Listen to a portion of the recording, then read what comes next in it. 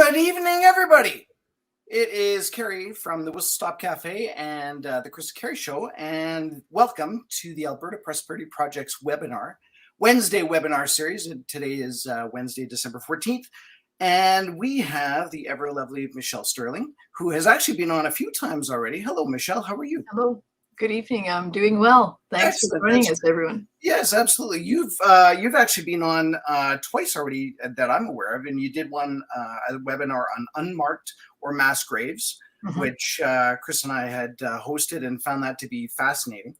And I believe the first one was with Chris, and it was the My Tar Sands tipping point with the CBC. So now today we're doing the webinar, and we're calling it Cruel and Unusual Punishment, which I think is an amazing title, considering it almost sounds like Crime and Punishment or some historic book.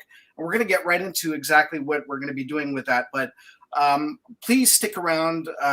We're going to be doing this for at least an hour, and we'd like for everybody to get out there and share this. A little preamble about what the Alberta Prosperity Project is. It's an inspiring initiative to educate and unite all Albertans, businesses, and organizations to protect their prosperity, individual freedoms, rights, and self-determination by enabling Alberta to chart a new path forward. And the path to prosperity and freedom is through independence, with or without Canada. And of course, why are we doing these series of webinars? Well, the idea is that we have to try and educate people so that they realize how to go forward and become prosperous on their own.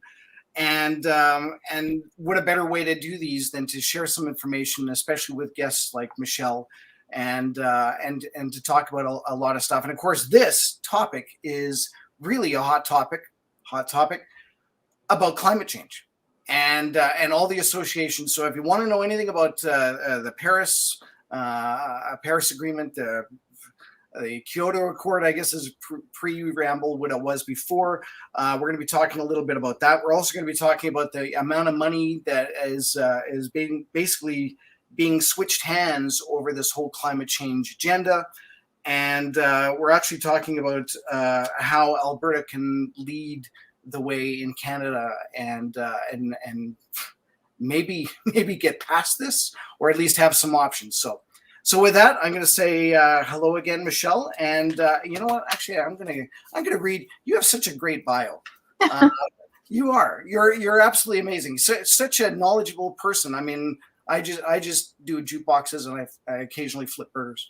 No, I do social media and stuff, but that's pretty much it. But let me tell you a little bit about the ever amazing Michelle Stirling. She is the communications manager for Friends of Science Society. She has worked in marketing communications, advertising, and film video production most of her career. And in 2005, she worked for a time at Alberta Environment as an information coordinator. And that's the same year that the Sierra Club gave Alberta an F and Ontario a B+. And that jump-started her interest in climate change policies. It also led to her substantially encouraging Friends of Science to challenge the claims of the Phase Out Coal campaign in Alberta. Michelle was an op-ed writer for the Red Deer Advocate for several years and has contributed articles to the Calgary Herald, Edmonton Journal, Troy Media, and Medium. And several of her papers on consensus thinking posted on the Social Science Research Network are in the top 10% downloads. It actually says here too, you're a member of the CAJ and AAAS. What is CAJ and AAAS? The CAJ is the Canadian Association of Journalists. Okay. And the AAAS is the American Association for the Advancement of Sciences. That's amazing. Absolutely.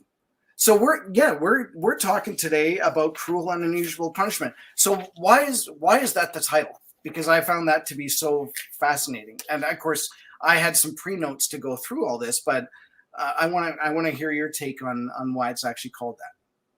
Well, basically, that's what climate policy is imposing on Canadians.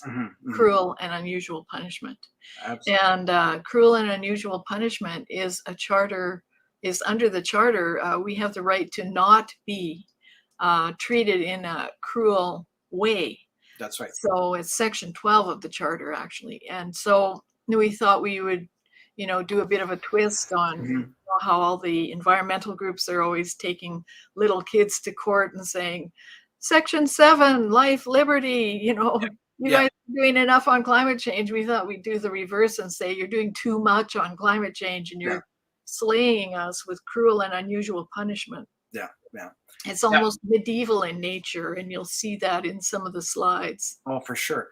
And of course we've done a few series on kind of climate change, or at least talking about it. So we did a video with Alex Epstein, and then he came to Calgary and talked about that. And we also, last week we had Robert Lyman, who is actually in your notes many times as citing conversation. So if you haven't, for our viewers, if you haven't seen any of those, please feel free. Don't keep watching this video though. Keep watching this video. But after this, go back and take a look at some of the APP videos that we've done before, and really educate yourself. And again, share. That's the only way that we're going to get through this, is by educating people out there. So with that, why don't we just jump right into your presentation, and then we'll see what's going on. Okay, I think I have the sharing up already. So yeah, there it is. Okay. Yeah. So we're starting off with this kind of bizarre image that looks rather medieval in nature, because we feel that we're being pushed into a form of carbon serfdom or neo-feudalism. And this is representative of the kind of witch trials. So this report that I'm going to walk you through rebuts the government report from 2 years ago, which was called A Healthy Environment and a Healthy Economy. We don't think it does either of those things. So but first I have a couple of other items that I'll discuss before we get into that report. And the first item is, I can't seem to move this. Why is that? Change the slide. What do you need to do? Yeah. There we go. Down there. Here we go. Okay, so the first important thing that we need to know about is with respect to the Sovereignty Act, what good timing, because right now Bill C-235 is going through, well, it's actually gone through third reading in the House, and now it's going to the Senate. And this is a notion from central Canada to impose on Western provinces a green prairie economy. So the only great thing is that the Bloc actually voted against it, but nonetheless, it still passed in the House. So just imagine if the Western provinces decided to impose some kind of economy on Quebec or Ontario. I mean, everyone would be up in arms. So whatever policymakers you can get a hold of to talk about this, you should do it as soon as possible. Do you want to just briefly say what the green prairie economy is? Well, the idea is to impose upon us a net zero, in fact, a zero emissions economy, which would mean like phasing out all of our fossil fuels, which is a major income earner and job maker for all of us. And of course, we can't live without fossil fuels. We certainly can't stay warm without fossil fuels right now. You can't live without them either. No. I mean, actually, we just did a video about a report from The Economist. And they're forecasting between 80,000 to 185,000 people will die this winter in Europe because of the energy crisis there. Because fossil fuels are sky high and they're rationing them because they don't have enough.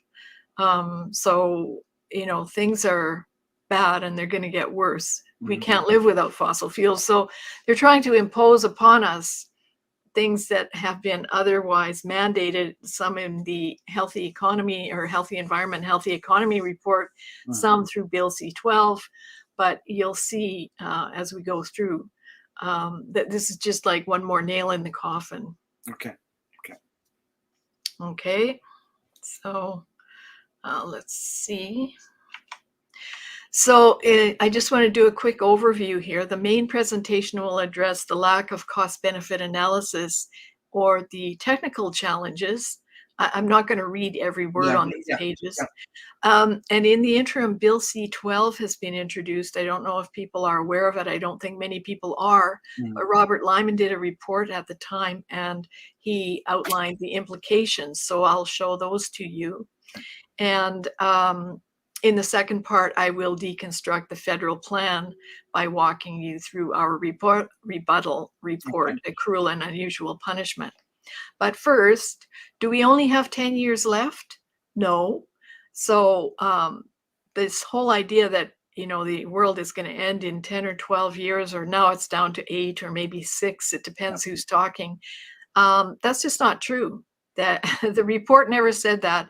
And here is the co-chair of the report saying that, but it only got this little blip of media coverage and then vanished. So we're fine. And is the 2 degrees Celsius or 1.5 degrees Celsius target scientifically accurate? Well, no. This was arbitrarily set 40 years ago by William Nordhaus, and it was just kind of an back of the envelope guess, but it Yeah. stuck. It's funny how a lot of that happens, even 6 feet. Yeah. Yeah. It sticks. Yeah. And is there a climate emergency? No. And you can go to the Clintel website and read the World Climate Declaration and see why. Wow. But there's more than 1,400 scholars and scientists who've signed the declaration. And what's wrong with pushing for rapid change? Because that's what we keep hearing about. We have to go, hurry, hurry, it's an emergency.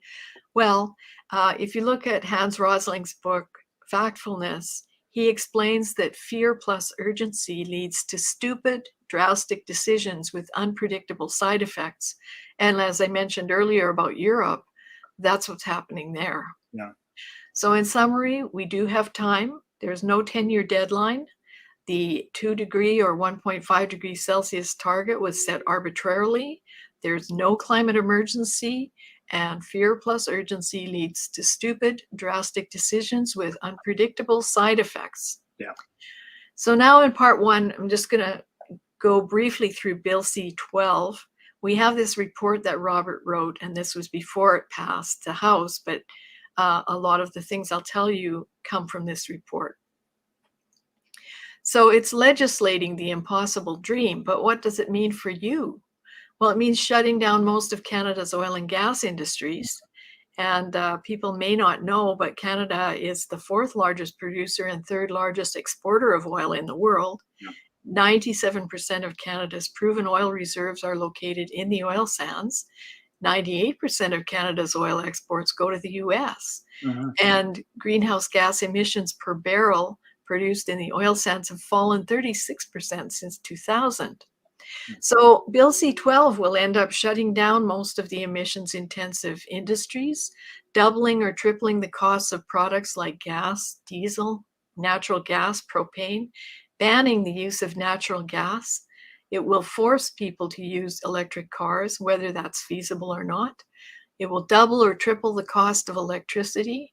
It will require replacement of electrical distribution systems in every community and house in Canada at the cost of hundreds of billions of dollars.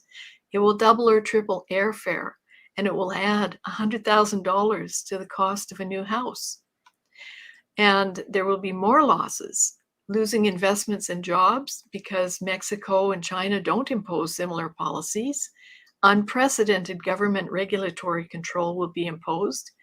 COVID-19-like restrictions for the indefinite future may be imposed, and we'll lose hundreds of billions of dollars if we abandon existing infrastructure.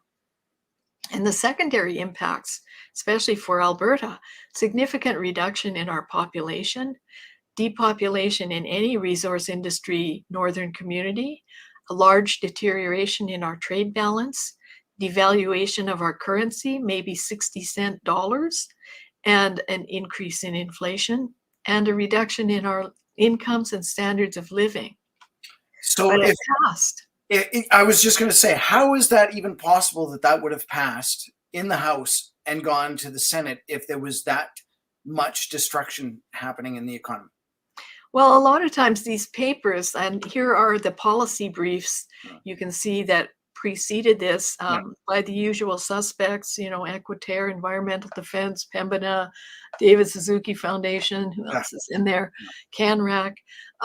They're very powerful lobby groups. Like CanRac, for instance, it sounds like one ENGO, but it's actually over 100 ENGOs under that umbrella and unions. Mhm. So, these are very powerful and influential groups, and many of them have former workers now in government. Yeah. People like Marlo Reynolds, I'm not sure what his position is now, but he used to be chief of staff for Catherine McKenna. Yeah. He used to run Pembina Institute. So, if you move from that position to government, it's like old home night when people come with their little report saying, let's do this. Yeah. And then there's Marking the Way, which was written by the Canadian Institute for Climate Choices, which is a taxpayer-funded, supposedly independent, nonpartisan organization. It was funded by the Canadian government for $21 million to start up. It's now an alleged charity, but it still gets money from government. And so it's basically kind of a mouthpiece for the government, where they say what the government would like to hear. So they can go, oh, look, these independent report tells us we should do this. Anyway, we wrote this report, Dark Clouds of Conflict of Interest, at the time. And again, I think a lot of times these laws, or, like if you read the 235 that I started with, Yeah. on the surface, it doesn't sound bad. Why wouldn't we want to have like a green economy in Western Canada, because it doesn't say we're going to shut down oil and gas. Yeah. It says we want a green economy. But when you know the implications of what's being said, as Robert Lyman does, then you can extrapolate it. Yeah. And it was very quiet. There's hardly any media coverage on it at all. I think we're the only group that did a report on it. And I just happened to be at Freedom Talk and did a presentation on it because they had a cancellation. But other than that, there was really no publicity about it. So it just kind of smoothly, went through. And that definitely seems to be like, if the media is not covering any of this, we need to have independent media blowing the horn on this. And right. The amount of stuff that we've seen, certainly in the last 2 years, have really opened our eyes as to what's been happening for the last 20 years. And from what it sounds like, and it's not a derogatory term, but Canadians seem to be ignorant and complacent in a lot of stuff that they do. As long as I can still go to get my Timmies every morning, I really don't care to talk politics. I don't care to talk religion. And I certainly don't care what a C12 bill happens to be, because that doesn't impact my coffee immediately. And yeah, I think that's what these webinars are meant to fill, at least from my point of view, is get this word out to people, even people that you don't think are interested in this. They need to know what's going on. Right. And I think once people do have these kind of background facts and understanding of the implication, then it becomes important to them. But as you say, if the media isn't reporting even the basics of it, which they were not, and, the politicians are busy, like there's so many bills and things going on, and sometimes it's more fun in the House to be calling the other guy names or whatever, than to be dealing with these more serious issues. And again, on the surface, many of these things sound, okay, well, why wouldn't we want to try and be accountable if we're going to set climate targets? But people don't know that that's all entirely voluntary. There's no reason to legislate it, because the Paris Agreement is voluntary. I was going to mention that, but I wasn't sure whether or not you had a slide about that, because I do.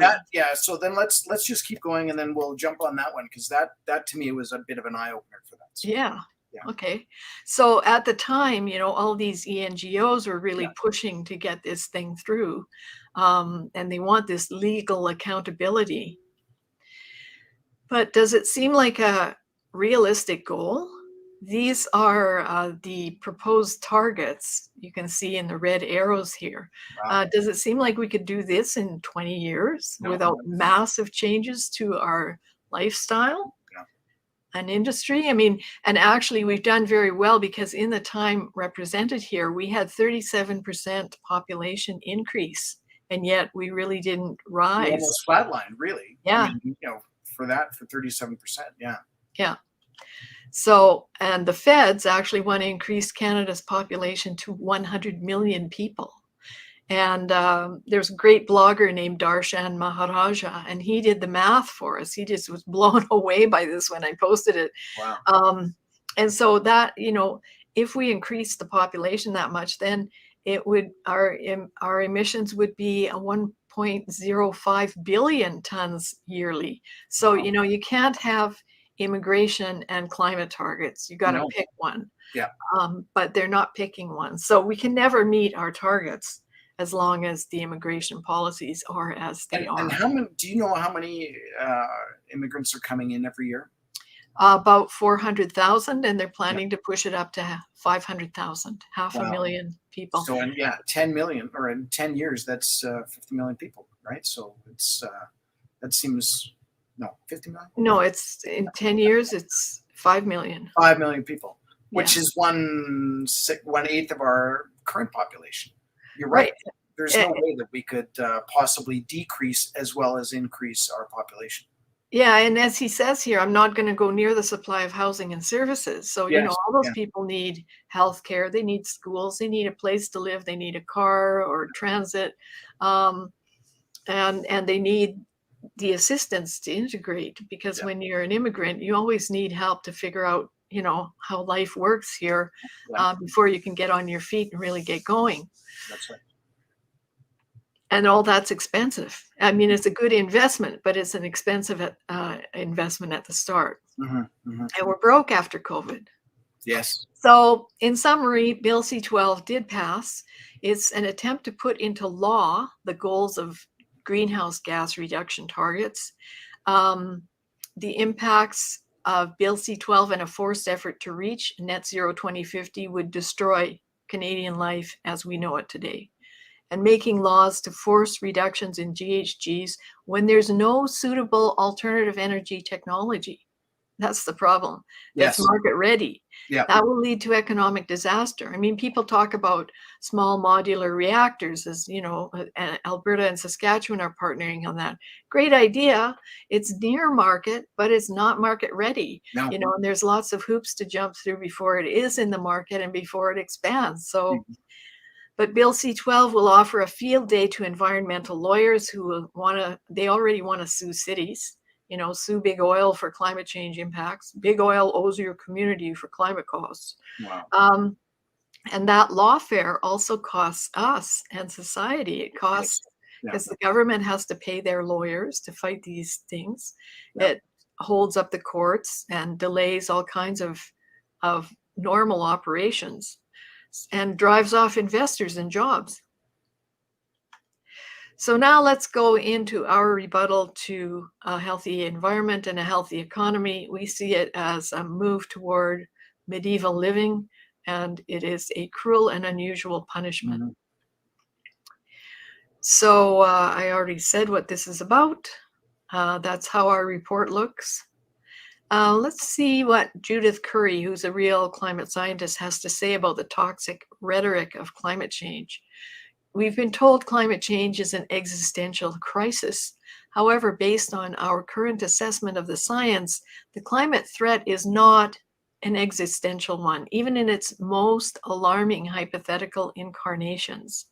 So she's saying that really, as long as we're looking at it as an existential threat, then we can't make good policy choices, because then it becomes really black and white, rather than saying, okay, we'd like to phase out fossil fuels, but we can't do it for 100 years. In the interim, here's what we can do. Instead we're saying, no, we're going to do it in 8 years and for sure by 2050, which makes for very irrational decision-making and policies. And who would have made that arbitrary 2050? Would it have been politicians? I would say it's certainly not scientists that are able to say, we can probably get this done by 2050.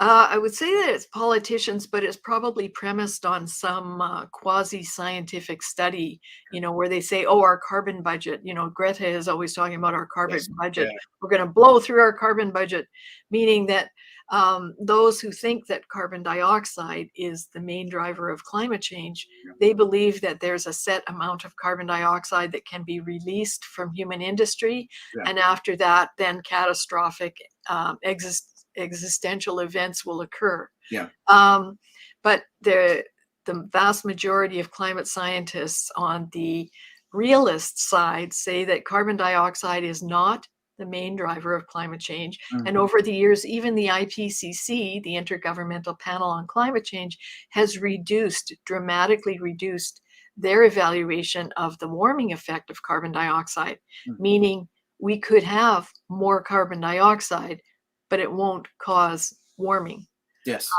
Or not much, very nominal. And William Happer and Canadian professor William van Wijngaarden, they've done some work on this showing that it's really not going to warm anything up. And even from what we've heard, and even what Robert Lyman was saying last week, was that it does grow and then it plateaus. Yes. And really it just won't go past that. But yet they're basically making it sound like if we keep doing this, trees are going to spontaneously combust. And that's right. not at all what's going to happen. Right. Yeah, well, and the media have jumped on this bandwagon. Like you asked about the CAJ that I belong to. They wrote a report which was based on an opinion poll as to whether or not they should report the climate change issues as a crisis or not. And they decided, based on an opinion poll. They didn't even investigate to see if there actually is any kind of crisis situation in climate. So how bad is that? Yeah. And their own ethics say that, we always strive for accuracy. But they're joking. They don't. No, because they're all funded by the government. Almost all of them, except for Blacklocks. Yeah. They take a big bundle of money. And the alternative media, of course, are funded by people like your viewers. So they don't jump to the tone of or the tune of the funders, but the mainstream media does. Yeah. So that's a whole other topic, and maybe we'll have you back for that because I know. Sure, I'd love to. Yeah, that would definitely be a good thing that I'm close to in terms of media too. So let's just keep going here. Okay, so a lot of the environmental law firms or charities are going after the government based on the Charter of Rights, and so we looked at the Charter of Rights and. Provision number 12 says everyone has a right not to be subjected to any cruel and unusual treatment or punishment. Yeah. Well, okay. So we think that the healthy environment, healthy economy approach is the exact opposite. We think is pretty medieval. And back in the Little Ice Age, which was about 200 years ago, was actually between 1350 and 1850. It was a much cooler period of time. Weather was very erratic. Yeah. And so this is our first scientific advisor, Dr. Sally Baliunas, an astrophysicist. And she gave a presentation on what happened to people in that time. So superstition and witchcraft bred a precautionary response. Eradicate those responsible for the storm in this period of new storminess. And we see that when people are making accusations against so-called deniers, right? Like they want to get rid of us, take us to the International Court of Criminal Justice, charge us with crimes against humanity. And look at all those bad storms that are happening because maybe that's what we should just blame it on the witches. Well, they'll just start burning people like they did. As it says, now it was well known that people could cook weather with the help of Satan. Yeah. And so thus did extreme conditions in the severest part of the Little Ice Age contribute to Europe's most horrific period of mass executions and witch trials. Yeah. This was completely legal, and it was undertaken by highly educated upper social strata. Now, there were skeptics who stood up, but they were often accused of sorcery to squash any debate. So that sounds very much like today. it's like fact checkers, but witch checkers. That's right. That's right. Wow. Yeah, it's really horrific when you read about it, and quite often they might have been sort of the village idiot, if you like, or the local person with maybe some kind of schizophrenia, or maybe it was somebody who, there were a lot of medicine women in that time, who were actually kind of the local doctor, but they would be deemed to be, stirring up some concoction to make bad weather, and that'd be it. Wow. So ironically, no one wants to debate people who have a realistic view of climate change. But ironically, after that report came out, CBC actually said now there can be a real debate. So we tried to get that going, but it didn't happen. One thing that most Albertans are probably aware of is the Supreme Court ruling that the carbon tax is constitutional. Yes. Yeah. But something you may not be aware of is that they did not rule on climate science. They only ruled on the constitutionality. Mm-hmm. Now, all the ENGOs presented as if they did, because the judge in question, they do two parts in a judgment. One is called obiter dicta, which is a kind of material that's around the trial or the case. Background material, if you like, or preamble. And then they do a ratio decidendi, which is the actual decision. But people are always quoting stuff from the judge's obiter dicta. Okay. So whenever you see that, you can just reject it and remember that they didn't rule on climate science. Mm-hmm. And actually, from what we've been told, is that basically they Jason Kenney and his group went to them and said, okay, we want to challenge this. And one of the beginning parts of the document basically said, we don't, or I guess we do agree that climate change is an issue and such. So the judge took a look at it and said, well, both parties agree that this is an issue. So we're basically just going to bypass that part because you've agreed.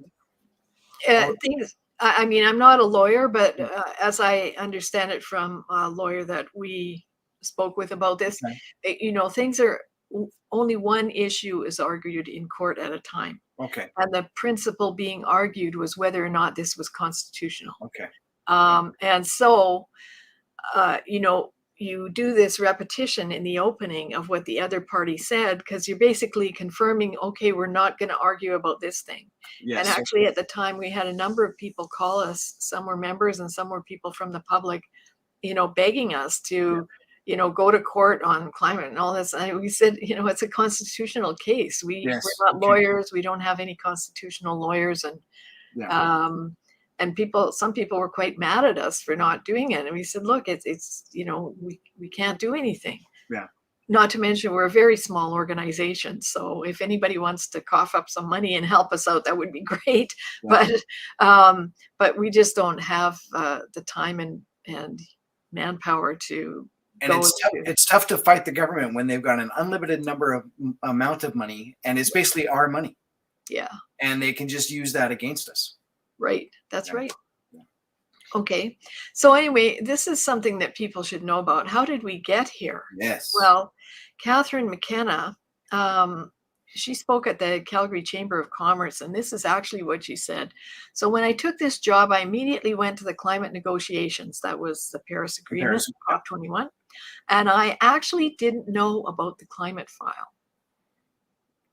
I had to figure out what a COP was. That means Conference of the Parties who are signatory to the UNFCCC agreement. What is this COP? Many people had been to more than one COP, 13, 14 COPs. I got there, dug in, and we were able to get the very ambitious climate agreement. But then the rubber had to hit the road here. Wow. So somebody went there who knew zero on the file and signed us up for even more stringent targets. But in fact, the Paris Agreement is always presented by ENGOs and by the government as if we have to do this. Yes. But it's a purely voluntary agreement. Yeah. All of the countries that are signatory to it, it's all voluntary. There's no legal ramification for not reaching targets. Nothing. It's all fiction. But very few people know that. So our viewers, if there's one thing that you take home from this is, I'm going to read it. In fact, the Paris Agreement is a purely voluntary agreement which only requires reporting in 5-year intervals. So, but it's total voluntary. We signed up, Canada signed up for it, and now we're stuck with essentially just doing what we've said we would do. But yet, from what I've read on it, we don't necessarily have to even follow that. We could say, yeah, you know what, we're going to try and do this, but if after 5 years we don't do it, well, that's okay. Then we'll just try a little bit more. Right. I mean, like China keeps saying, yeah, we'll be net zero by 2060, maybe. Yeah, maybe. Maybe. Well, they won't. Yeah, no, they don't. None of the other large emitting countries are making any serious effort because, of course, it would destroy your economy, and as we see in Europe, it will kill people. Wow. People will die. Yeah. So it's self-inflicted economic suicide. Yes, it is. Completely unnecessary. So this is what McKenna committed Canada to, and you can see from this pie chart the reduction of industrial activity in Canada, and the last image is, of course, from the Great Depression. Yeah. So we don't want to go there, but that's where this train is rolling right now. And of course, people think, oh, well, all the countries in the world signed on to the Paris Agreement, so, I mean, obviously we have to too. Well, the non-OECD countries, the developing nations, they only signed on because they were promised $100 billion a year in the Green Climate Fund, which would be paid by us, by Western nations. And it would be doled out to them without any accountability. And just so you know, China, even though it's hot on the heels of the US as the largest economy in the world, it's still deemed to be a developing nation. Yeah. So they would be able to, wow, by the UN. So they would be able to take from this fund. So would Saudi Arabia. But Greece, which is bankrupt, has to put money in. So this is how crazy this world is. So here's another little report by Robert Lyman from that time. But sometimes reading those historical reports give you a better perspective on what's going on now. And this was from 2019 that Robert wrote, Promises versus Performance. So you keep hearing from these ENGOs what horrible emitters Canada is and what a tremendous climate reparations we should pay for being such bad people. Well, that's baloney. Here's the top 10 plus the EU. These are the top 10 emitters in the world. And let's look at the change in CO2 emissions from 2008 to 2018.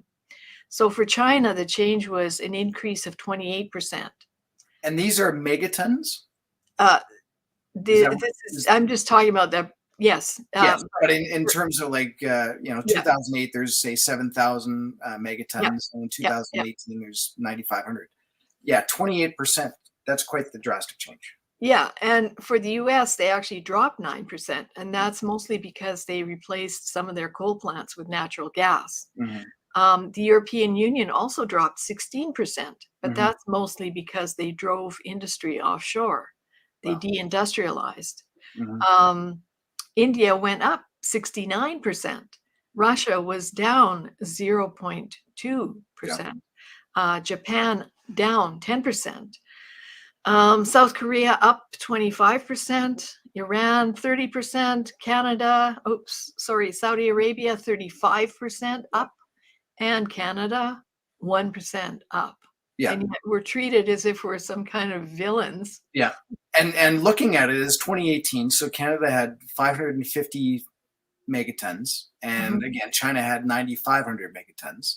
So, roughly 1/20th is what Canada has, and yet we're doling out quite a bit in terms of money to these carbon credits, or however you want to say it, right? Right. Yeah, that's ridiculous. Yeah. And you can see the more COPs that there are, Conference of the Parties, the more emissions. Yeah. So you can see here that, China is this red line here. It's the largest emitter. Yeah. US is way down here. The EU, 28 countries are here. Yeah. India, Russia, Japan, and international shipping and aviation. You know, people are always going on and on about aviation, how terrible it is. Yeah. It's not. This includes shipping and aviation. From the entire world. Exactly. It's still less than what Japan is, or roughly even, let's just say, what Japan puts out. Yeah. Canada isn't even on that chart. No, it would be combined within other countries, but Yeah. we would be way down here. We'd Yeah. be like 1.6%. So, and you can see here with the climate agreements, the CO2 concentration continues to rise. It should be noted, though, that Mother Nature is a huge, huge emitter. You know, people look at this and they go, oh my gosh, you know, we did all of that. Well, no, most of it's Mother Nature. We contributed, that's for sure, but most of it's Mother Nature. And would the Paris Agreement accomplish the goal of reducing emissions?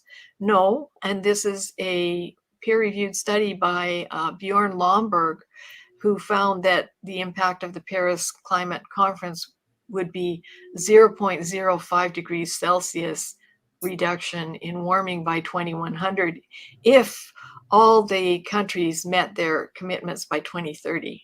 Wow.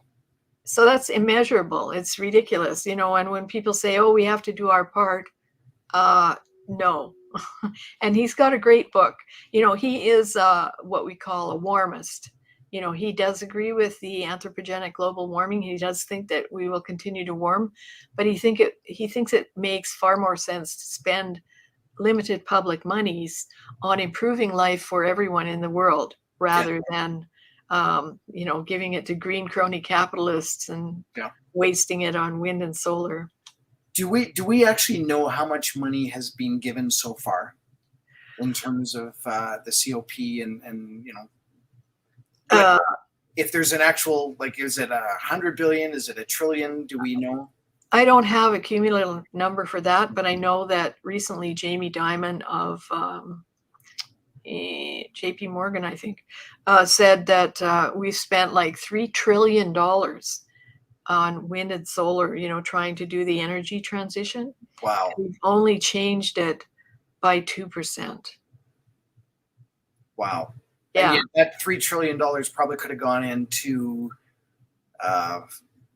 let's just say, oil and gas and making products that would actually be better for humans, maybe for animals and all that on the world stage, as opposed to just, you know what, we gotta decrease this population, decrease the climate, you know, the temperature change, or however you want to say it, right? Right. Yeah. And further to your question from before, you know, is Canada a large emitter, and would net zero 2050 in Canada change global emissions? Yeah. Well, China emits in 1 month what Canada puts out in 1.5 years. Wow. So you can see on the map here, if Canada's wiped out off the map, there'd be no difference. There'd be no difference. There you go, people. Yeah. So in the grand scheme of things, no matter what Canada does, we make absolutely no difference to climate change, except we're still being forced to pay carbon tax and all that sort of stuff. And it still makes no difference at all. Right. And to bear this cruel and unusual punishment. Yeah. And there's another report here. Robert Lyman wrote The Tragic Delusion of Doing Our Share. And he talks about the fact that so many people feel, you know, that because it's a global issue, we should pitch in. And, you know, we're Canadians. We do like to help. We do like to get in there and do what we can. Yeah. But he explains more about this futile folly in both the reports. Canadians always say sorry, too. That's right. Sorry, it's our fault. Sorry. So now we are sorry. We're now sorry that Absolutely. No due diligence was done on the Paris Agreement and that ideology ruled over evidence. So let's do the due diligence together. Yes. How am I doing time-wise? Okay, so here's the healthy economy and healthy environment cover of the federal report, and here's our report again. Is net zero possible by 2050? No. And you can see this chart here that in the era of climate diplomacy, global fossil fuel consumption has risen 57%. And although this just went up to 2017, there's, it's a nominal difference. You can see that we would have to reduce fossil fuel use by 90% by 2050, requiring the reduction of 1 million tons of oil equivalent energy every day until 2050. Decreasing 1 million tons of equivalent energy every Oil single equivalent. day. Yeah. And so what is the equivalent of 1 million tons of oil equivalent energy? Yeah. Well, that would be the same as 1.5 times 1 gigawatt nuclear plant, 1,500 times 2 megawatt wind turbines, 14 million times 295 watt solar panels. Wow. And we would have to be doing that every day. Every single day. Yeah. So, that's ridiculous. It's not going to happen. That's right. I'm going to take a snapshot of this and send that to our premier, because she needs to see this, because right now she's still touting the whole net zero thing. Well, you see, this is another tricky kind of thing, like net zero. The principle of net zero is that we remove from the air, or we don't emit. Like that we're at a neutral level. Yeah. Or buy carbon offsets or whatever, right? But even if we buy the carbon offsets, like, what does that mean? Like, who gets the money?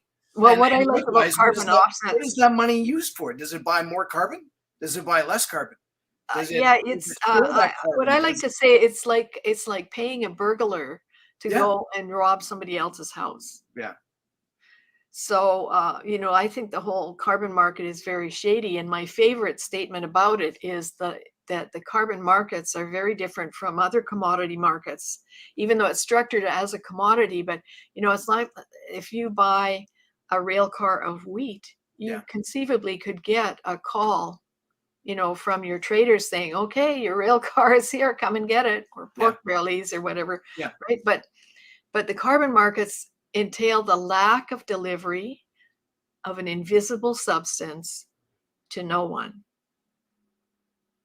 And these markets are worth billions of dollars. Yes. Yeah. But it's really just a shell game. It's and I think it's a Ponzi scheme that will collapse, and it'll take the world with it. So another question we have to answer, is the world moving to a clean economy and phasing out fossil fuels? Because they say that a few times in that report. Mm-hmm. And you can see here the graph from BP. You can see on top, that's renewables, that thin little orange line. Yeah. Then we have hydroelectricity, then nuclear energy is yellow. And then we have coal, natural gas, and oil, and they're growing. The developing nations are just tremendous users of fossil fuels, and they're not going to give that up. So these three energy sources, oil, gas, and coal, provide 84% of global energy needs. Yeah. And wind and solar only 2%. And that's only, of course, for electricity generation. We should never forget, one of the problems that Europe has right now is they have a lack of natural gas. Yeah. And we use natural gas for heating and for industrial processes and for making plastics and other kinds of products. So you can't do any of that with wind and solar. So they will never fully replace fossil fuels. And even looking at the graph, so you can kind of see that, renewables are stretching out. Let's just say that, because obviously there's some investment and people are trying to do stuff and actually make some renewables. So, over the course of, 10 years, they've roughly maybe say 4 or 8 times that amount, versus hydroelectricity and nuclear energy, which they are growing, but essentially they're the same size. And the reason is because nuclear energy and hydroelectricity takes years and years and years to make a particular plant. And especially if you needed to make a large enough plant to, say, power all of Alberta, you couldn't just say, we're gonna fix this and have it done by next year. That's probably 20 years out. Easy, right? easy. So it's no wonder that these, I mean, looking at the graph, we got oil, natural gas, and coal. They're still stretching because we need that. But to basically try and put everything else into renewables, hydroelectricity, and nuclear energy, it doesn't even look like it adds up to what natural gas is. No, it doesn't. No. No, and also, hydroelectricity has lots of limitations Yeah. regarding geography. Yeah. Because there are only a few places that are appropriate for big dams. Yeah. And you also have many activists against them. Yeah. And nuclear energy, of course, the Greens hate nuclear energy. It's the only non-emitting, non-CO2 emitting source of power. Yeah. But they hate it and they stand in the way of it. And it, as you mentioned, it is complicated and rather expensive to build, but worth it in the end, because those plants really can put out a lot of power. Yeah. And again, it would be, well, if we knew that we had to have this by 2050, I think we better have a bunch of plans going and hiring workers and doing all that in order to actually reach that goal. But nothing, as far as I know, has even happened. And I know the Premier has actually talked about kind of doing a two-way lateral move where, let's just say, Alberta would supply Manitoba with natural gas or oil and gas products. And Manitoba could build a hydroelectric dam and then supply Alberta with electricity. So, but again, that whole infrastructure needs to be made. That, land has to be expropriated or basically figure it out how we're actually going to transport this. There's a lot of work that needs to be done in order to just make that small portion happen. Never mind globally. That's right. Yeah. And actually there's an SNC Lavalin report about the build out required to decarbonize Canada. I didn't include it in this report because I didn't know about it until recently. Yeah. But I can send you the link to it. You can share it with the viewers. Yeah, that'd be great. And they need, they're saying things like we need to build 115 Bruce nuclear power plants. So wow. Yeah, it's a ludicrous number of plants. And I think Joseph Fournier recently did an article in the Western Standard on that too, if you just want the Coles Notes version. Yeah. So can renewables replace conventional fuels? Well, no, they can't. Even though in that report from the feds, they keep saying that they can. Mm-hmm. So I think everyone should watch Global Warning, which is a great film by Matthew Embry. He's a Calgary filmmaker, award-winning filmmaker. And he really, took a very deep look at the challenges, the conflicting viewpoints. And he didn't try to come to a decision in the documentary. Mm-hmm. He just tried to show people the challenges of these different perspectives. But one of the most enlightening parts is the interview with Dr. Fritz Fahrenhold, who's an environmentalist. He's a former German Minister of Environment in 2 states. He's the author of books on environmental protection and climate change, being driven by the sun. Mm-hmm. He's a past expert commentator of the IPCC, a professor of chemistry, and former CEO of a renewable energy company. So he's our Renaissance man. He's got a full picture. Absolutely. And so really watch this film. And the link here is a video on demand link that goes to a link that we sponsor. So we get a small fee, but you can also find it on the Super Channel as well. We'll definitely include these links, and I've got the presentation, so I'll copy and paste these links and post them after this is posted. Yeah. Okay. Excellent. Anyway, great film to watch, and actually Premier Smith is in the film as well, and very touching interviews with her when she's on the air and having people phone in and say, I just had to lay off 30 guys and my business is crashing. And, for a period, that was her daily feed from the audience. Yeah. Wow. So, we are also told in the Healthy Economy or Healthy Environment, Healthy Economy report that clean tech is a multi-trillion global opportunity for Canada, but it isn't. So here's two more reports by Robert Lyman. Clean technology is not a growth industry in Canada. And he points out that the environmental and clean technology products account, usually referred to by the government as the clean tech sector, had a total income in 2018 of 66.3 billion. This account's share of Canadian GDP has been about 3% since 2007, despite the fact that Stats Canada constantly adds more industries to the category. So there's a whole raft of reports here that people could have a look at. And are Canadians being asked to prop up looming clean tech investment bubbles? And I would say the answer is yes. And this graph is from the work of, what's it called? Thunder Said. That's the name of his blog. Rob West is a CFA, and he published his concerns that significant parts of the energy transition, the key areas promoted by the Trudeau government plan, are at risk of becoming investment bubbles. And a bubble is an economic cycle that's characterized by the rapid escalation of market value, particularly in the price of assets. Mm-hmm. This fast inflation is followed by a quick decrease in value or contraction that's sometimes referred to as a crash or a bubble burst. Mm-hmm. And in 2018, the CEO of the Spanish company Iberdrola warned that the renewables worldwide faced a global Enron-style collapse. Wow. Yeah. Now they're like up to here like this. People are going, oh yeah, we're going to put more renewables in because look at the price of fossil fuels and that will save us from fossil fuels. Well, they can't build things anymore because price of copper has spiked. That's right. Minerals have spiked. The price of energy to make these units has spiked. That's right. So Vestas is laying off people.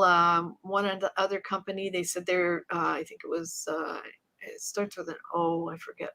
They're just selling at cost just to keep a few people on staff. So not good. That's ridiculous. Do you want to just go? Can you go back? I just wanted to point out they talk about full blown bubbles. So you can see from a 0 to 10 scale, and roughly things are beginning and then things are built, and then it gets to the top there, and basically, according to this chart, it says government guarantee, which I guess basically means that we will support you and do whatever we can do. And then it bottoms out. Then the bubble bursts, right? And we've heard about that in terms of the web bubble or the internet bubble, and we've got housing market and in the States in 2008, whatever it was. And here we're looking at this chart, and it says green hydrogen, which we've heard tons about in the last couple of years here in Alberta, and it looks like we're getting close to that bubble bursting. And then electric vehicles, because it certainly sounds like everybody needs an electric vehicle. That's great, even though we don't have the infrastructure for people to actually have them at their homes. And then it does talk about biofuels, biomass, wind, solar, batteries. Batteries, again, another technology that needs to actually be worked on in order for us to go through and do the electric vehicles, et cetera, et cetera. So interesting that these are even on that chart of becoming a bubble. Well, they're all subsidized by government. Yeah. I mean, they wouldn't exist without the massive subsidies and preferred market access that's and regulations. If they're going to phase out ICE cars by 2035, then I guess people who want a new car will have to buy an EV, right? Yeah. So, there's these preferential market regulations, but without them, none of this would happen. Yeah.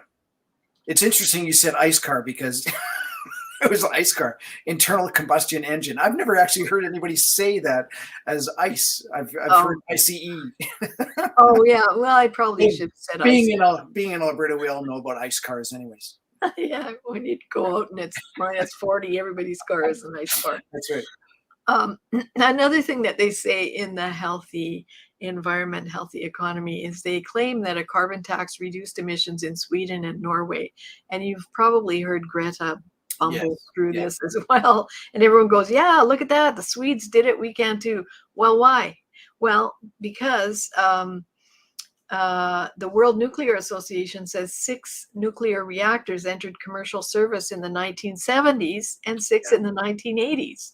So even in the 1990s, Norway instituted a very stiff carbon tax, but it was found that carbon taxes contributed to only a 2% reduction in emissions. And they found the better way to reduce emissions was simply to work with industry, to set reasonable deadlines, to work on things that could be reduced, whether it's noxious pollution or whether it's CO2 emissions, but incremental and not economically destructive like what we're trying to do.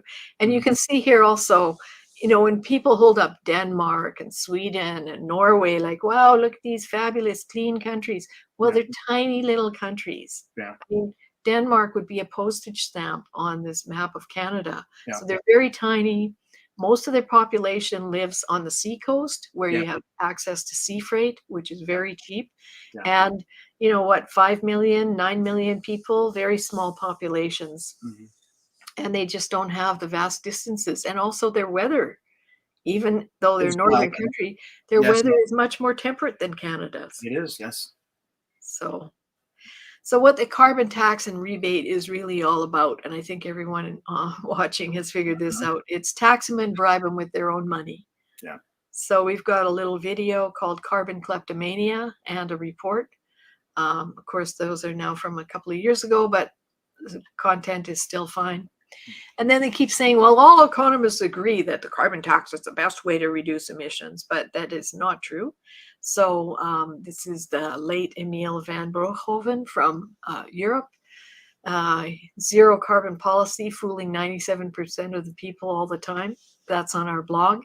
And this is Robert P. Murphy talking about William Nordhaus, who won a Nobel Prize for his climate change economics.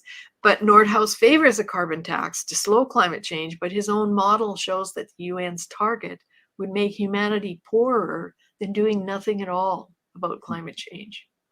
And then we have a series of short clips with Professor Ross McKittrick, who recently wrote an article in the Financial Post quoting the parliamentary budget officer who showed that Canada's climate change efforts will not have any impact on climate change. And is hydrogen, green or blue, the clean energy magic bullet? No. So we will always need blue hydrogen, which is made from natural gas. Hydrogen is used, very important for fertilizer. And this is why in Europe, a lot of fertilizer plants have shut down because the cost of natural gas there is just running them out of business. Fortunately, we'll still be able to produce fertilizer. Green hydrogen is supposedly made by wind and solar plants driving an electrolysis process to split water, turn it into hydrogen, because you have to make hydrogen. You can't just dig it out of the ground like we can with oil and gas. But the problem, because you have to make hydrogen, you lose energy in every part of the process. And so Professor Samuel Farfari, who wrote these books and also wrote this short article, he says that burning hydrogen to generate energy when hydrogen has been produced by energy is like keeping oneself warm burning Louis Vuitton handbags. Inevitably, any hydrogen produced will end up in chemistry and not in a motor vehicle. And this is why hydrogen is no magic solution for the EU Green Deal. And this is by Jürgen Henningsen. And he explains that the conversion of electricity, green or not, into hydrogen implies a loss of about 30% of the energy content of electricity. Whatever subsequent step is taken in making hydrogen into practical use will imply another 30% loss of the 70% remaining, leaving us with less than half the energy in the original electricity being available for useful purposes. So it's clear that there will be big money involved in the implementation of this strategy. And unfortunately, with the decision that 30% of the recovery fund, as well as €1 trillion plus 7-year budget, will have to be spent in support of climate change, there will also be lots of easy money. So it's really, it's just another green crony capitalist trick to cash in on the big solution for net zero.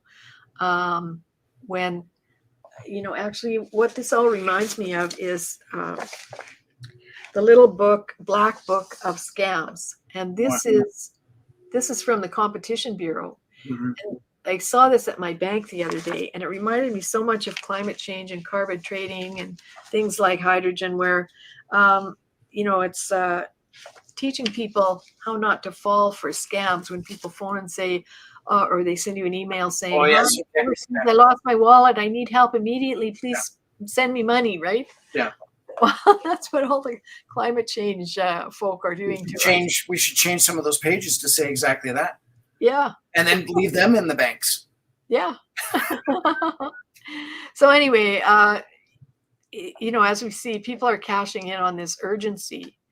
And another factor with hydrogen that really isn't talked about at all, and in the Healthy Environment, Healthy Economy report of the federal government, they really pushed hydrogen like it's the next solution. Yeah, it's going to be easy.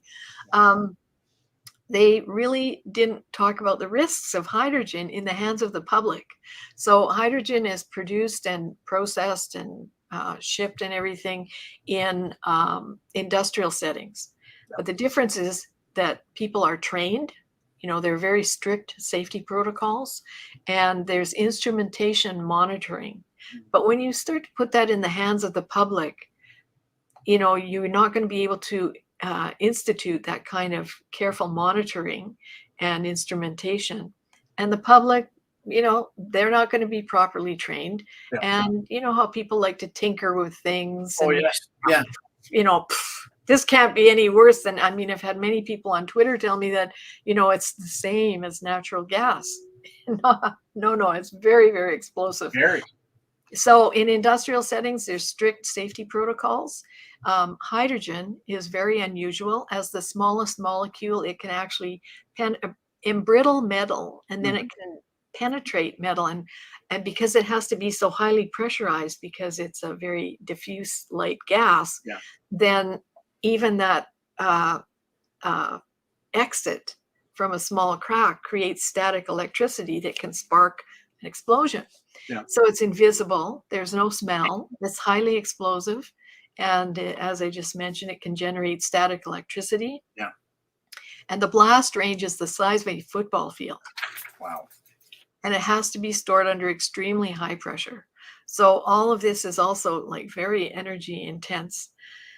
And none of these risk factors are clearly stated in Canada's hydrogen strategy document. So, people are really being led down the garden path in terms of safety consciousness on hydrogen and its ultimate use in public life.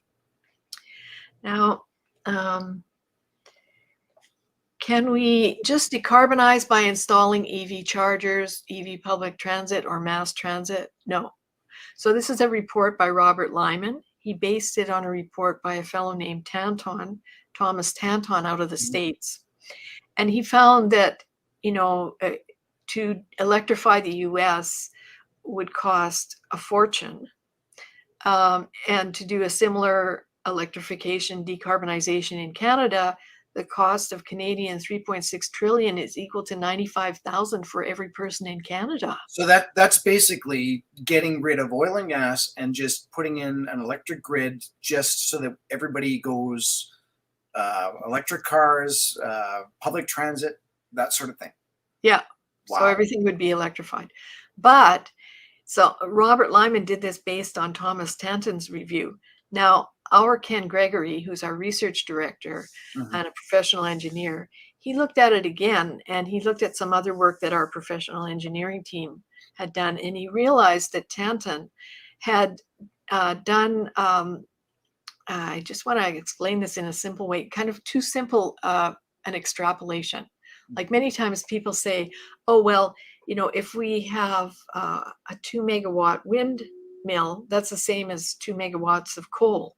Well, it's not, because the wind is reliant on weather and the coal is not. The coal-fired plant is not. That's right. Then they say, oh, well, we only need batteries maybe for 4 or 5 hours.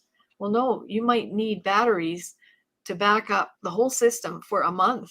Yes. There's one professional engineer in Alberta has an item on LinkedIn called the winter of discontent, I think it is. And he found that it would cost $69 billion for a day for proper power for all of Alberta if we were going with only batteries, right?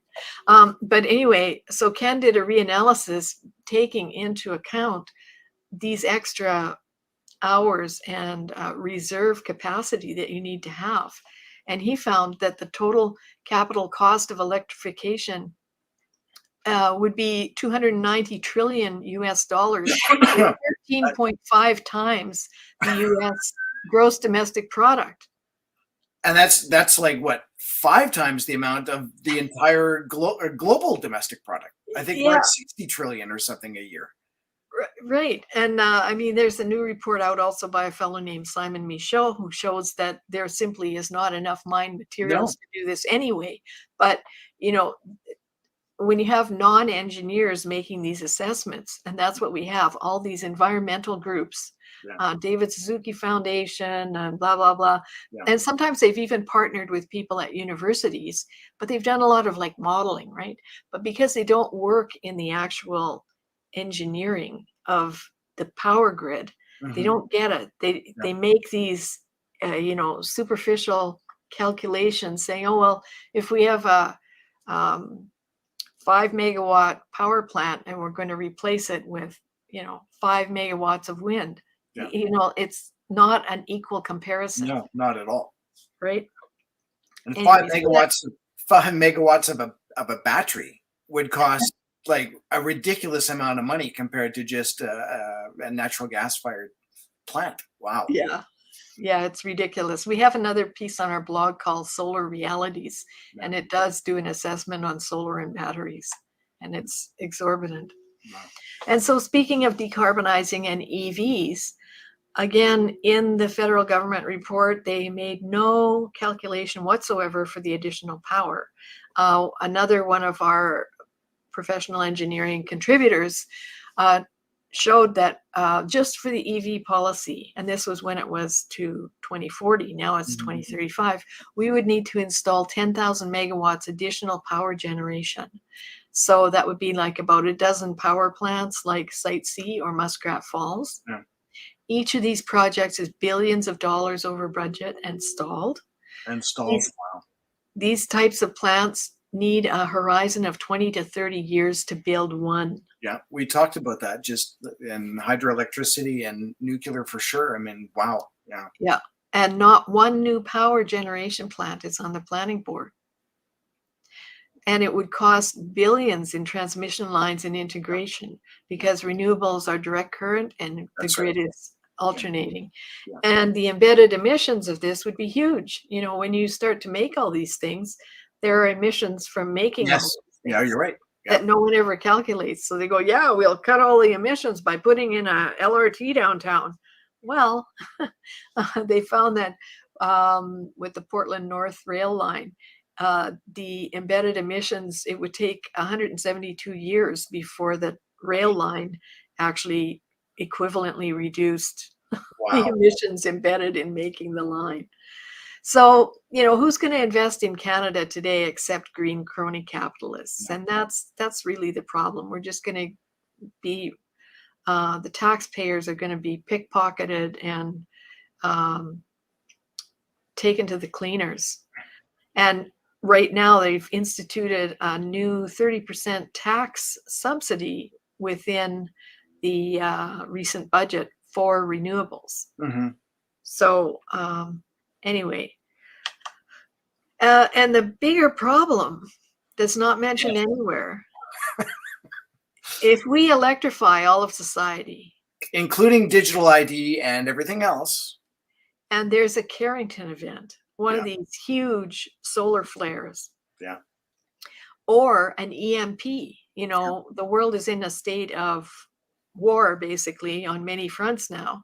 An EMP is an electromagnetic pulse. So a missile can be fired at fairly high altitude over a place and exploded in the air, but that explosion, instead of dropping a bomb, it sends out an electromagnetic pulse that literally fries all of the electronics everywhere and everything. That would put us back into the dark ages. Absolutely. Overnight. Yeah. So, and would we be saving the world from natural disasters like extreme weather? Will the Paris rule book save us? No. And that's just cargo cult magical thinking. And that's what underlies climate change policies. So here's a quote from Judith Curry. I would like to read it.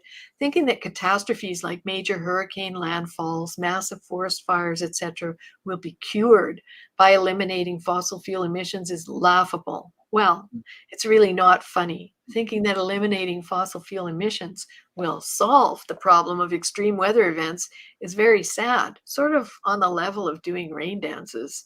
Everything that goes wrong, they blame on fossil fuel-driven climate change. Imagine how surprised they would be if we were ever to be successful at eliminating fossil fuel emissions, and then we still had bad weather.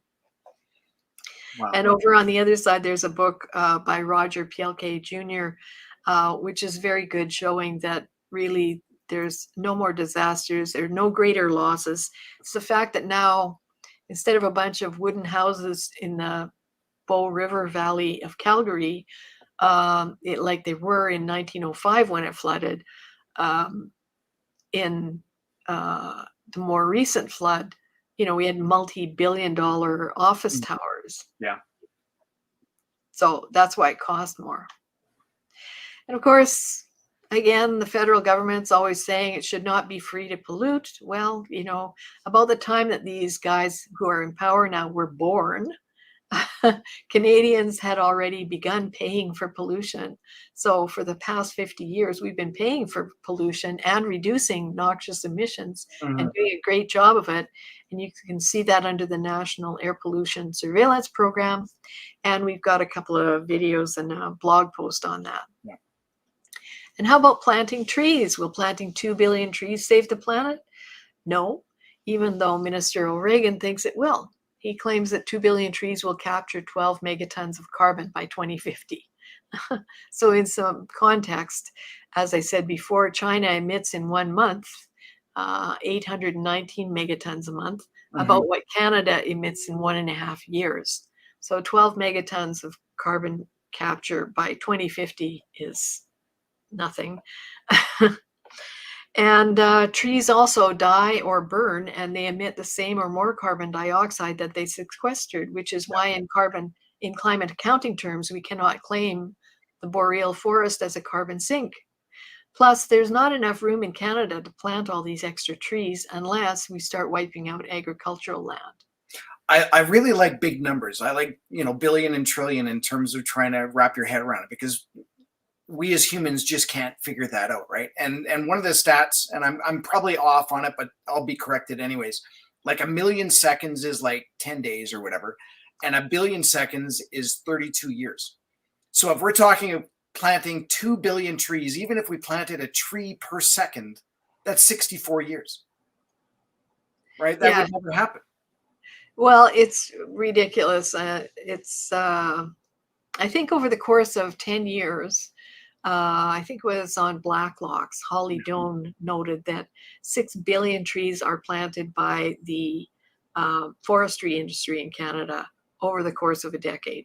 Okay, yeah. But they have nurseries set up. They're all planned, right? Yeah. They know where they're going to put them. They hire the crew. They've got the seedlings. They've got the seeds. So the federal government set up its tree planting program simply by talking with Greta Thunberg. And said, yeah, okay, we'll plant, billions of trees, sure. And then they found out, oh, wait a minute, it actually takes a while to get the seeds, and you got to build a nursery. And so now they're subcontracting people. And we've got a whole bunch of videos on our website about the tree planting program. You can usually see them very clearly because I'm standing there with a shovel and a tree. Anyway, so we have here Canada and Alberta are in the Oil Olympics. This is our resilient recovery. So we're one of the top 10 oil producing nations in the world, also top 10 in gas. None of our competitor nations are imposing climate or energy policies that will restrict the production or sale of this valuable commodity on world markets. Clearly, the foreign and domestic funded tar sands campaign may be a green trade war against Canada and Alberta, enacted under the umbrella of climate change. Yep. And Canada fared well during the 2008 recession, largely because the Alberta oil sands was churning 30 billion through our economy and driving about 500,000 jobs. So we've got a couple of reports there that detail more of that. Can we trust the consensus on climate science? No. So Roger Pielke Jr., who is a professor at the University of Colorado, an author and climate policy analyst, he and another fellow from UBC, Justin Ritchie, have found that all the people who are making the catastrophic forecasts have been using an implausible scenario called RCP 8.5. And they reassessed the carbon output and everything. They found that it's conceivable, if not likely, that in 2019, the world has passed peak carbon dioxide emissions. Crucially, the projections in the figure above are pre-COVID-19, which means the actual emissions 2020 to 2045 will be even less than was projected in 2019. That's because nobody was going anywhere for 2 years. Yeah, but their reductions from lockdown were nothing. Really? Yeah. Yeah. I mean, it's cruel. It's really cruel to think that even being locked down and not being, well, I guess people are still ordering, skip the dishes or whatever. There's still stuff going on. But the human contribution is nominal, negligible.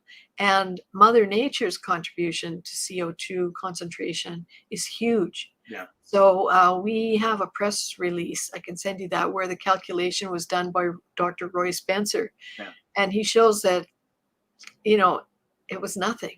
I mean, if the climate activists used lockdown trying to prove their point, they failed miserably. And we should never, ever, ever lock down. Wow. For any reason, but certainly not for climate reasons. That's another good tidbit of information for our viewers to take home, and good talking points. Wow. Yeah. Talking points over Christmas dinner. Hey, did you know? Yeah. Yeah. Well, I'll definitely send you that press release because I don't have the numbers on the top of my head and I don't want to misquote them because I'm slightly dyslexic. So better that you have it in written form. Oops. So, and here it is, City of Calgary just came out with an $87 billion pathway to 2050. Yeah. Environment Canada and Canada's banks, they all use these implausible scenarios. So you can see in this graph that RCP 8.5 and RCP 6 are implausible. It's just not going to happen. And they were not developed as pathways for policy. They were developed simply for researchers to use to evaluate what is it that triggers the warming. Yeah. So RCP 8.5 entails having 3 billion more people than the other ones, which makes me concerned about talk of depopulation, and also that we would be using more coal than exists on Earth and without any climate policy. So, but, these very important bodies are using these implausible scenarios for planning climate policy. And that's why it's so completely out of whack. And that's why we have to speak up and stop them. Yes. So, I don't know if we can challenge Bill C-12 anymore, but we should challenge the fundamental rationale for legislating emissions reductions requirement. As you've seen, it's useless. We already have lots of laws. We measure, report, and reduce and tax GHGs. And Robert Lyman wrote that really Bill C-12 what it means is that the proponents of such a law want to take the decisions on climate policy and measures out of the hands of the democratically elected governments and place them under the purview of the courts. So that's very interesting in relation to the Sovereignty Act. They want to give the environmental lobby groups and their foreign funders additional weapons to use against energy producers and users. They want the ability to challenge in court new projects of any kind. And in other words, inspired by their ideological commitment to place emissions reduction above all other public policy objectives, they want a way to impose a legal stranglehold on the Canadian economy. Wow. Now, in 2017, Robert Lyman posed this question: can Canada survive climate change policy? At the time, he was optimistic, but actually now it seems unlikely. And one of the things he said was achieving the aspirational goal of 80% reduction recommended by the IPCC would mean reducing emissions to 147 megatons CO2 equivalent. That would be comparable to reducing Canada's per capita emissions and our energy economy to the current levels of Bolivia, Sudan, and Iraq. Which I will definitely assume is much, much, much, much less than what we have now. Yes, and think of how people live. Yeah. I mean, Bolivia, basically, it's a subsistence society. Yeah. Sudan is a subsistence society. Iraq has a part that's modern technology, but it's really, these are very difficult countries to live in. Yeah. So climate change policy is a threat to Canada. And you all saw Robert Lyman a couple of weeks ago or a week ago. Yeah. So I'm not going to go on about him, but here are some short videos that you might want to watch. So for those who may have just joined us halfway through the previous APP webinar that we do on Wednesdays, Robert Lyman was on here, and obviously we've taken some great information that he's already spewed out with his graphs and everything else. And so if you want to know more, by all means, we will be posting these links. But likewise, if you haven't watched last week's interview with Robert Lyman, please do. Yeah, these are very simple, plain language videos, but they give you the gist of what's going on as well. So, if you don't have the energy for a full dose or whatever. Yeah. So in summary, we do have time. There's no climate emergency. We do have time, despite what Trudeau and his cronies tell us. Yeah, we do have time. This is voluntary. Yeah. And the Canadian Supreme Court only ruled on constitutionality, not climate science. Yeah. The climate emergency stems from the misuse of outdated science and these implausible scenarios. Attaining net zero by 2050 will destroy Canada and impoverish the people. Implementing Bill C-12 will strangle the Canadian economy with lawfare. And the federal climate plan, a healthy environment and a healthy economy, suffers from a lack of due diligence and cost-benefit analysis. And implementing it will submit Canadians to a cruel and unusual punishment in contravention of Section 12 of the Canadian Charter of Rights. Wow. So I hope that people will read our reports, and I hope you'll donate and share our work. And we did this two-part report called Penury or Prosperity, which responded to the Task Force on Resilient Recovery, which was led by Gerald Butts. These are quite in-depth reports. The first part looks at geopolitical comparisons, because they were saying, in Denmark they're doing this, in France they're doing that, in Germany they're doing this, we should too. Well, all these countries are very different. Yes, they are. From Canada. Yeah. So we tried to break that down and show why some of the things they're doing there make perfect sense there. Like in France, they have lots of nuclear power. So you can run everything on EVs, sure. Yeah. But Canada, not so much. Anyway, and the second one goes through in more detail of the resilient recovery plans. Yeah. And this is us. So Friends of Science, we're an independent group of earth, atmospheric, and solar scientists, engineers, and citizens. So you can join if you want. You can just go to our I website. can't believe I haven't joined yet. Yeah, anyone can join. Yeah, well, actually, I also have to sign up and join the Prosperity Project. Oh, yes. Oh, good. Yes. Yeah, Well, there you go. initially I didn't want to do that. I thought it might appear to be a conflict of interest, kind of me promoting, Yeah. but I'm going to do that right after we finish. Awesome. I'm going to do the same. Yeah. So there Okay. you go. And so we're celebrating our 20th year, and we are asking people if they'd like to just send us $20 just to Yeah. celebrate our 20th Perfect. year. And we provide our material for free. We're a nonprofit. We're run by a volunteer board. Yeah. We operate on about $150,000 a year Yeah. from our member subscribers. And we didn't monetize YouTube. Good thing we didn't, because they would have taken us down. That's true. Yeah. So, we do everything on a shoestring, but we have wonderful contributors like Robert Lyman, and we have our team of professional engineers and geoscientists, and we work very closely with the Clintel network as well. So we have access to high quality engineering and science information, and we share it with the public for free. Now, we need you to be our foot soldiers. We are not registered lobbyists. We don't have an office in Ottawa. We don't have that kind of budget.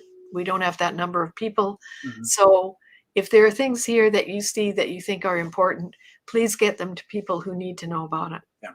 And this is the actual science. When people have been saying the last 2 years, show us the science, or this is the science. This is it right here. Go to Friends of Science, make a donation. And I shouldn't just say make a donation. If you found this valuable or even entertaining, let's put it that way, by all means, please give what you can. And because this type of stuff, doing the research takes time, takes effort, and even takes gas. I mean, you got to drive around in order to get stuff, right? So there's all these things that require money and time, and so yeah, by all means, please do that. Thank you so much, Michelle. My pleasure. Thank you. Absolutely amazing, and I don't know whether I find it. Well, I do find it so interesting, but I don't know whether I need to punch a wall after I talk to you, because I get so irate as in how we're basically being screwed over yet again by bureaucracy. Yeah. And we always try and tie what the discussion is back to Alberta Prosperity Project. And again, we're looking at things from a global perspective, and then a country perspective in terms of Canada, and then what would Alberta do differently, and how could we do things differently? Well, I mean, there's a lot of things I think would be easy to just say, well, you know what, we live in a very energy profitable province. So there's a lot of stuff that we could do on our own without dealing with, having to give our hard-earned money to Canada and then have it go to COP and basically take that money out of what we'd be able to actually do something with, right? Mm-hmm. And so I think, whether or not you think an independent Alberta, or at least independence within Canada is the answer, I think the important thing is that Alberta has the ability to be that leadership, and that we could actually make it worthwhile for the rest of Canada to look at and be leaders and say, you know what, I'm from Manitoba originally. I've been out here since '96, so basically I'm definitely an Albertan by now.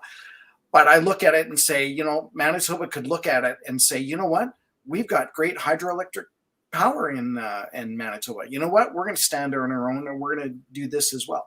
So I think these sorts of discussions are great in order to see, how can we as Albertans become prosperous, and right. and that's the important thing. Yeah. Right. And because we are an energy rich and resource rich in every way province, our wealth spreads across Canada. Like, we have a video on our site called "The Tar Sands Campaign Affects You, Canada," because people don't realize that, our prosperity, there's a supply chain.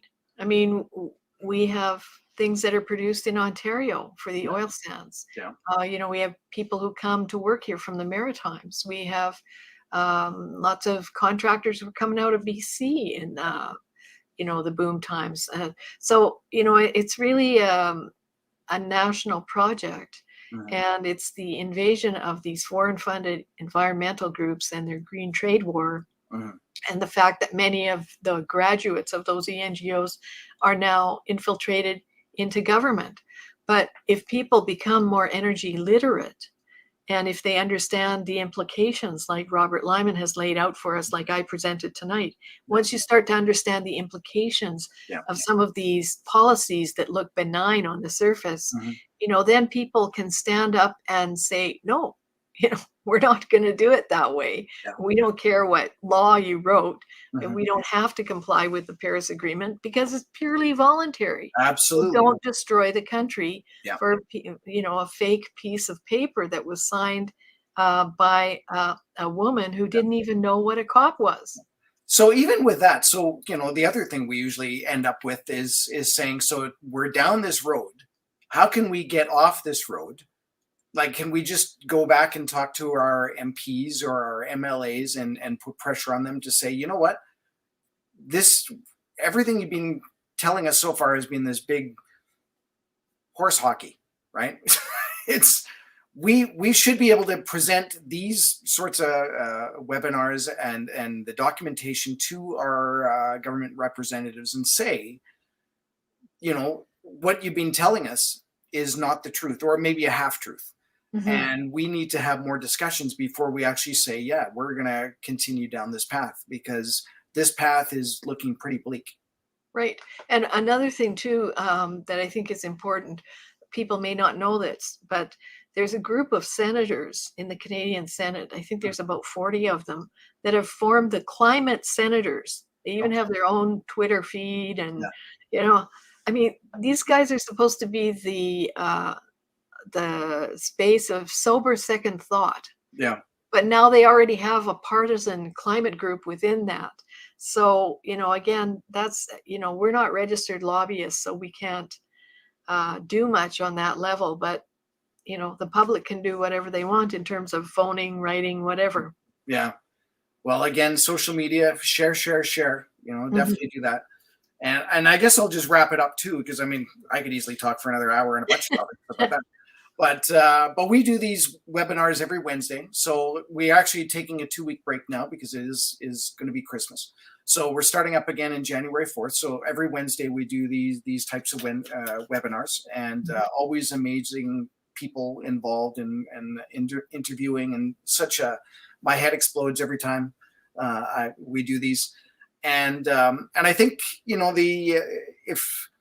if people are, again, if they think it's worthwhile getting these, and if you're not part of the Alberta Prosperity Project already, please join the membership. It's like $20 for a year and $30 for 2 years. I actually forget. I should know this off the top of my head, but I do know it's $20 for 1 year. And it's just albertaprosperityproject.com. And most people that are probably on here are at least aware of that. But I'm really just saying that for, if you do share this and get it out to someone else, they may go, oh, well, that's interesting. And how do I get more involved? And that's definitely how you get involved. There's chapters set up all over Alberta. There's like a ridiculous number. I want to say like 150. There's probably even more than that now. Chapters across Alberta. Get involved. And again, this is the educational arm of, people say, well, do I vote for somebody in APP? No, this is the educational arm. We're basically doing this education so that whoever becomes into political power can take these ideas and use them as best as their ability, right? So, and people have talked about, our current premier, Danielle Smith, and how she's been able to do the Sovereignty Act, and that's great. I mean, that's kind of the whole point behind the APP, is to give some sort of independence either within or external to Canada. And so again, if people are interested, please get involved, either a membership or even get involved. If you can't afford the membership, that's totally understandable too. But maybe get out to a meeting. And I really say, when we do these sorts of meetings, it's great to watch them online, but there's also the pre-show, if you want to call it that, and the after show. And that's where you get to talk to people that are that have the same interests as you. Mm-hmm. And I, I always seem to say like-minded, but I mean, it's more than that. It's people that are really interested in what's happening in politics and what's happening in terms of the environment and in terms of the economy and anything like that. And so it's important to get involved that way. So I think with that, that is all. But again, thank you so much, Michelle, and Friends of Science. I'm going to go and sign up right away. And with that, we will see you in a couple of weeks when we're back again from our Christmas break on January 4th. So until then, Merry Christmas, Happy New Year. Happy New Year. There you go. Happy Hanukkah. And all the other denominations, thank you. And thanks again. All right, good night. Okay, good night. Thank you.